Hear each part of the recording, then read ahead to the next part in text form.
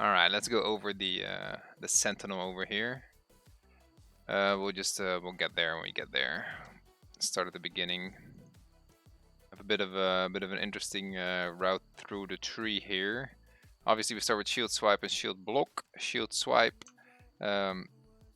two-part move that stuns one target, and we get shield block. Reduces damage taken, makes us CC immune, and also increases our damage done. But I don't really care about damage because we're just a tank, right? There's a lot of strength in here, some constitution, some health in the passive cluster. Down here we have shield bash, which will will prevent our target from using their dodge. Puts it on cooldown, so that's pretty useful. Big cluster here: fizz resist, health, damage reduction, constitution, etc. We have our noble blood over here.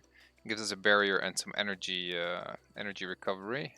We have the aura of chivalry, which increases our movement speed, or the group's movement speed, by 5% in and outside of combat, and also some stamina regen. Down here we have a pursuit, which gives us a in combat movement speed buff by 100%, so we can kind of sprint. We have endurance here. Whenever we stun or knock down an enemy, we heal for 750 once a second. We got resolve, that heals me for 35% of the damage dealt to me when I'm blocking. Up here we have spike shield. Our shield attacks debuff our target's physical mitigations by 20%, like super strong. Juggernaut down here, resist all by 200 for 15 seconds when hit, stacks up to 5 times, so that's like 1,000 free auras. We have the onslaught in here that is like very complicated. Well, it looks complicated, it isn't really. It's just a 3-part combo that either knocks down on the 3rd hit or applies AoE bleed on the 3rd hit, depending which way you go. We like as a tank, I would always just go for the shockwave for the knockdown. Then our promotion class here, we are a Sentinel as a melee control role. We get some extra health in here, some crowd control modifiers there. I'm pretty sure that these make them last longer. Right. Let's check our enhancements. Noble Blood, that is our barrier and energy regen. Now applies a suppress. It is a cone attack. Plus CC on there is pretty good. Pursuit, that is our sprinting ability. And now stuns the next target hit with a shield attack within 8 seconds. So when we run at somebody, we get to stun them. And the chain attack, that is a knight skill only. You got that for free. It's not in the tree here, but it is a chain pull, and that now also inflicts a root. So those are all nice enhancements. And down here we have a paralyzing shout, just an area around ourselves. It deals a little bit of damage and knocks people down. We did not take the macemanship because I didn't really have the points for what I wanted to do here, and it increases our damage bonus and movement speed, but I don't think we really need that. Then we have taken the commanding vow passive cluster here, pretty much only for the last line here, the mitigation cap, all the damage and power efficiency. I mean, power efficiency is alright, but it's about that mitigation cap that you want to get. So that is the spec.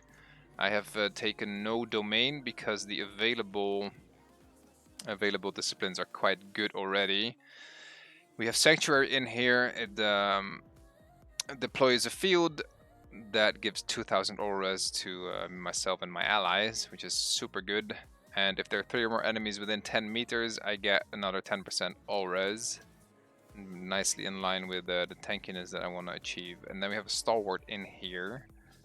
My group takes 15% less damage while I am blocking, and I reflect some elemental damage back. And we get a damage bonus after blocking big hits, but I don't really care about the damage bonus there. Then we have Illusionary Shield in here. It's just a shield throw that will root the targets, and 2 more target. It just kind of chains it through. And we have Sturdy in here, which gives us 15% damage reduction whenever our health is above 85%. So as you can tell, we are quite a tanky one with a lot of CC in here. So let's just go over how the abilities look. On number 1 here we have the chain pool. That looks like that. The dummy can't move because he's kind of nailed to the boards here. But as you can see, it roots, and if that would be a player or anything else than a target dummy, it would pull it towards me. Wait, did this just bug out? Oh, look at these dummies. They're friends. They're having fun. Oh, that's so cute. Anyway, number 2 is our shield bash, which puts the dodge on cooldown. Yeah, it's not very flashy, but it is super valuable. If you, like, say you chain pull a guy in, it roots him, you slap him, he can't dodge away. Like, it's very, very powerful. And also, all of our shield attacks reduce physical mitigations by 20%. So that target is just kind of ready to get focused, right? Number 3, we have our chaining root shield throw, which has, I have to check, how much range do we have? 15 meter range. So you can use that to close the gap and then pull them in, or the other way around, doesn't really matter. Number 4, we got the shield stun, 2-part combo. Nice little stun on our enemies. Number 5 is the 3-part combo.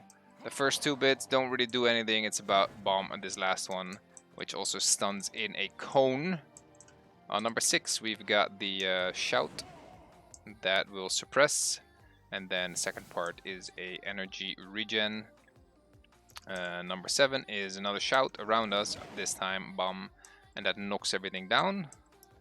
And then we have our pursuit, which looks like this on number 8, where we just run real fast. That is nice. After we use pursuit for 8 seconds, any shield attack that we use will stun the target. So I want to pick one of the things that don't already have a CC on there. So that is either the shield bash, which only becomes available after 3 auto attacks, this one, or it's the first part of this combo, so you can stun like 2 targets. You use the buff from the pursuit on your first hit, because that doesn't really do anything, and then the second hit is a stun, so you could stun somebody else.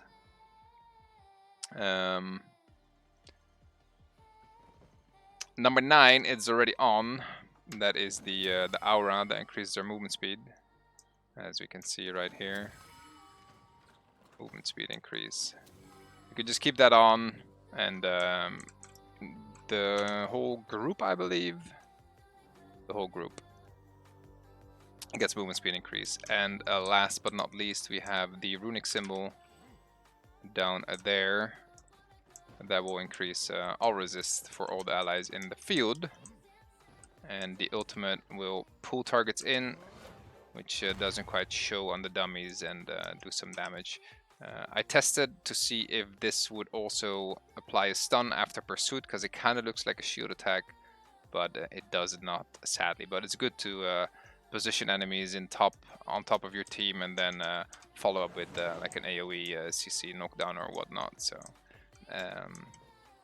very, very potent guy. The blocking is not to be underestimated either, because if we pop the pursuit, we can just run at enemy team while we're blocking. As long as we're blocking, our group takes reduced damage. So all of that makes us good and engaging.